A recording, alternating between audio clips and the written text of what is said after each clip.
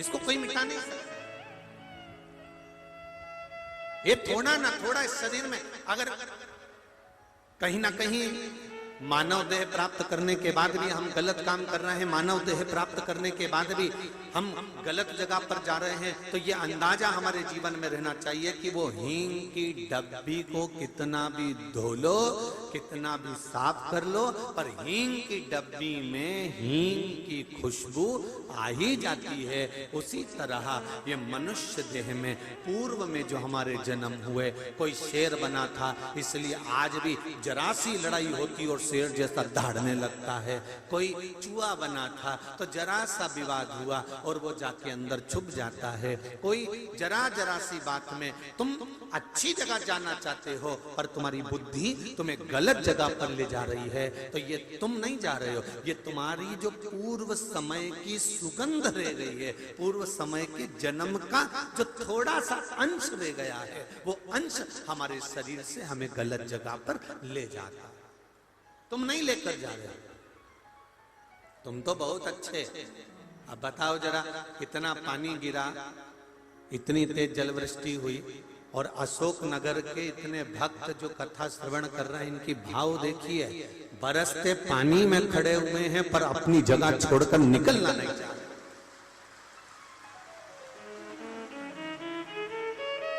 अब इतना पानी, उसके बाद भी मुझे याद आ गया छत्तीसगढ़ के भिलाई की कथा।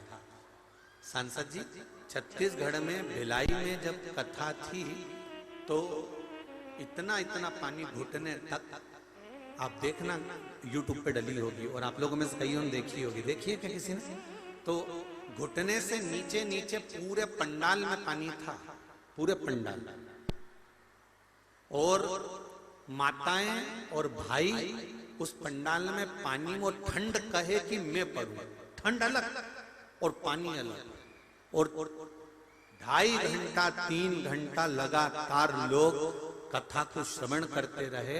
आज भिलाई को अशोकनगर वालों ने पीछा छोड़ दिया, आज भिलाई को पीछे छोड़, ऊपर से जलवृष्टि, नीचे से पानी और हृदय से शिव महापुराण की तर्पण शिव कथा को श्रवण करना, यह आपकी अविरल भक्ति है, यह अविरल भक्ति।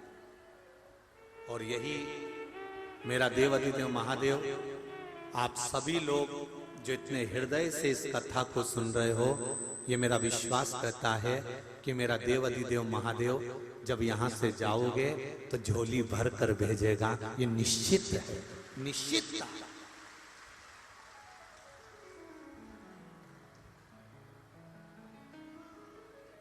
आज हम आशीष से कह रहे थे और सवेरे जब क्रम चल रहा था बातों का, तो हमने कहा कि आशीष, आज मौसम थोड़ा सा पानी का हो रहा है, जलवृष्टि हो सकती है। तो आशीष बोला, गुरुजी श्राद्ध में पानी आने का क्या तत्व है? हमने कहा स्कंद पुराण में लिखा है कि श्राद्ध पक्ष में अगर जलवृष्टि होती है महाराज, तो वो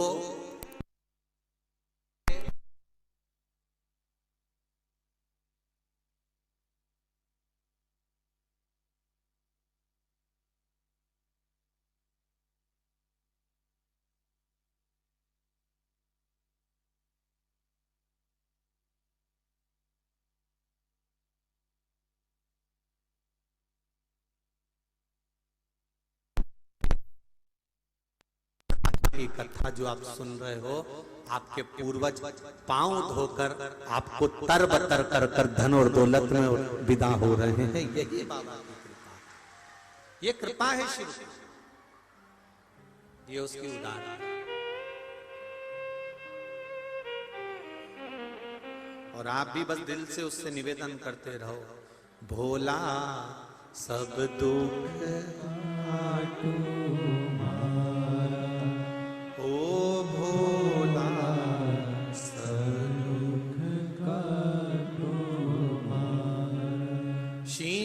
शंकर जपूं तेरी माला,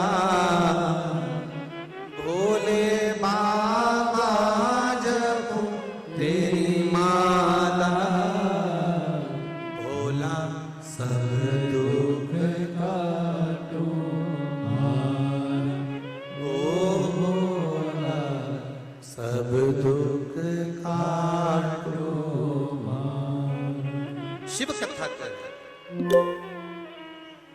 इस शरीर के अंदर थोड़ी ना थोड़ी पूर्व के जन्म की गंध रह जाती है।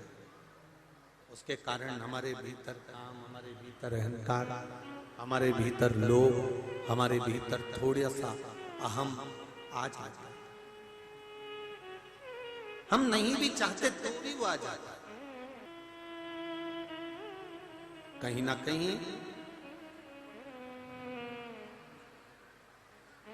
हमारे भीतर वो क्रोध जागृत हो ही जाता है। एक बात बहुत अच्छे से ध्यान करना, स्मरण करना, कोई कोई व्यक्ति बहुत अच्छा दिखे, सुन लो आस्था वाले जितने लोग श्रवण कर रहे फेसबुक यूट्यूब पर, और आप भी कई अच्छे दिखेंगे, पर हो सकता है आपके करीब में आकर, आपके नजदीक आकर आपको काटने का, आपको घात पहुंचाने का क्रम कर दे, हो सकता। कारण शिव पुराण कहती है वो अच्छा है, उसका व्यवहार अच्छा है, उसका नेचर अच्छा है, सब कुछ ठीक है, पर जो पूर्व समय में लोमड़ी बना था, पूर्व समय में वो लोमड़ी बनकर उसने जो चालाकी कर कर कहीं ना कहीं किसी ना किसी रूप में घात पहुंचाया था, वो लोमड़ी का थोड़ा ना थोड़ा अंश हो सकता है उसके शरीर में रह गया, इसलिए वो आपको भी कहीं ना कहीं घात पहुंचा जाता। तो शिव कथा एक बात कहती है,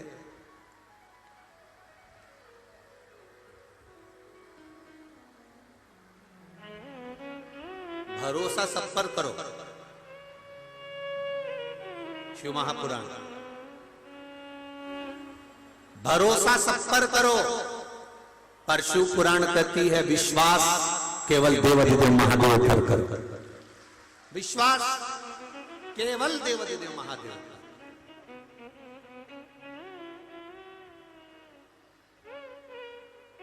वो जीवन बीमा निगम वाले कहते हैं, और बीमा करने आते हैं तो बोलते हैं जीवन के साथ भी और जीवन के बाद भी, पर सही मायने में देखा जाए तो शंकर जी के सिवाय कोई ना तो जीवन के साथ है और ना जीवन के बाद है। मरने के बाद पूरा परिवार तुमको शमशान में छोड़कर आ जाएगा, अकेले चिता पर हड्डियां चटर चटर कर रही होगी और आग लग रही होगी, कोई बचाने वाला नहीं आएगा, कोई।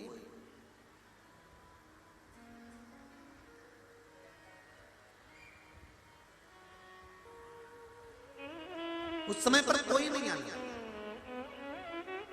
जैसे तुम्हारे जीवन के साथ में मेरा देव अधिदेव महादेव चल रहा है, तुम्हारे संपूर्ण जीवन के सुख दुख में देव अधिदेव महादेव चल रहा है, वैसे ही तुम्हारे मृत्यु के बाद भी मेरा देव अधिदेव महादेव तुम्हारे साथ में अंत बिंदु तक खड़ा हुआ है। अंत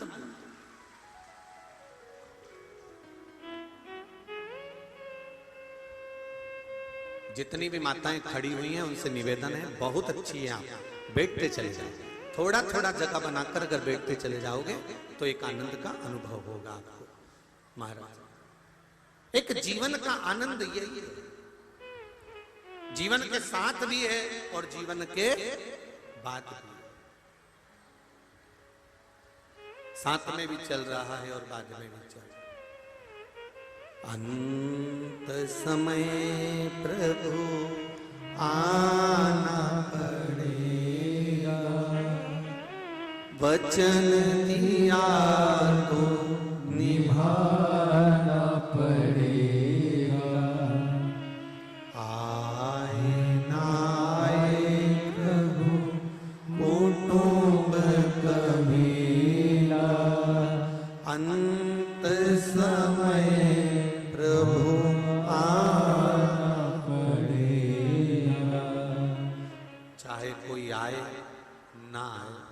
अंत समय तेरा आगमन। महाराज ब्रह्मा जी भगवान विष्णु के पास पहुंचे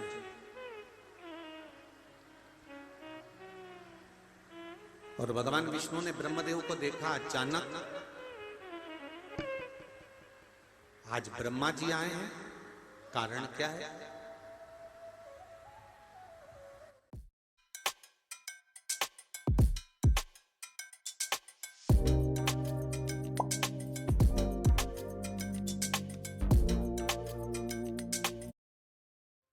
एकदम अचानक आज ब्रह्मा जी आ कैसे गए?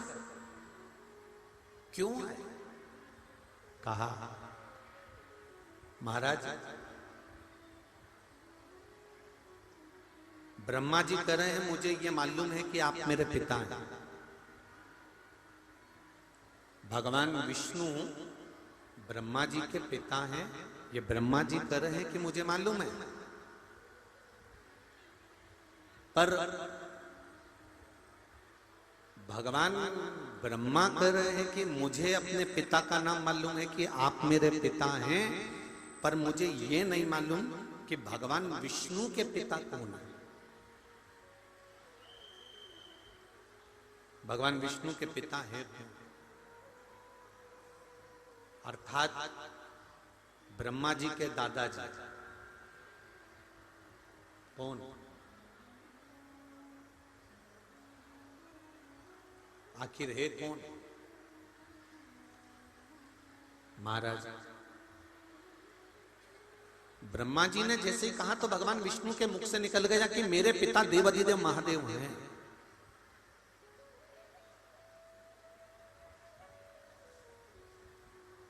मेरे पिता कोई दूसरे नहीं, देवाधिदेव महादेव मेरे पिता हैं। अगर देवाधिदेव महादेव आपके पिता हैं तो एक बार मैं उनका साक्षीकरण करना चाहता हूं, एक बार मैं उनको अपने सामने देखना चाहता हूं। भगवान विष्णु ने कहा कि भगवान शंकर आपने बुलाया और तुरंत देवाधिदेव महादेव आकर खड़े हो जाएं, तो भगवान विष्णु कहते हैं कि नारायण खुद कह रहे हैं कि मैं विष्णु, मैं नारायण, आप अगर बुलाओगे तो मैं तुम्हारे सामने आकर खड़ा हो जाऊंगा। तुमने राम जी को बुलाया, राम जी आकर खड़े हो जाएंगे। तुमने कृष्ण को बुलाया, भगवान कृष्ण आकर खड़े हो जाएंगे। भगवान विष्णु कहते हैं तुम मुझे बुलाओगे मैं आकर खड़ा हो जाऊंगा। पर भगवान विष्णु कहते हैं कि शंकर भगवान का आगमन, भगवान शिव का प्रवेश, भगवान शंकर का आना कोई इतना सरल नहीं है। शिव का आना इतना सरल नहीं है भाई। आप सब भी बहुत ध्यान से सुनना। शिव महापुराण की कथा कोई इतनी सरल नहीं है। आप कथा सुनने तो आ गए और बड़ा जोरदार घर से निकली थी तो पानी की बोतल, रुमाल, बैग और बचा कुचा था तो थोड़ी सी सुपारी कि महाराज जी कथा कहेंगे, और मान लो अगर थोड़ी सी भी नींद आई तो मुंह में धर के उतरते। तो तुम भले तुम पानी की बोतल लेकर, बैग लेकर, अपना सामान लेकर, साथ में छोटे छोटे बच्चे, तो बच्चों का भी सामान बैग के अंदर, टॉफी, बिस्कुट, कुरकुरा, जैसे ये रोना चालू करे और तुमने निकाल के दिया और उन्होंने खाना चालू करा। अच्छा, बच्चे भी इसका बहुत फायदा उठाते हैं। इनने देखा कि कुरकुरा पूरा हो गया, फिर पे करना चालू करा, और जैसे पे करना चालू करा इसने फिर निकाल के दूसरा पैकेट दे दिया, ये खा बिस्कुट खा। अब शिव महापुराण की कथा कोई इतनी सरल नहीं है। आप घर से तो निकल गए, घर से तो चले गए, घर से आप पानी की बोतल भी ले गए, सामान भी ले गए, बच्चों को भी ले गए, कथा में जाकर बैठ भी गए, पर घर के जितने पितृ हैं, घर के जितने पूर्वज हैं, ये तर्पण शिव महापुराण की कथा चल रही है।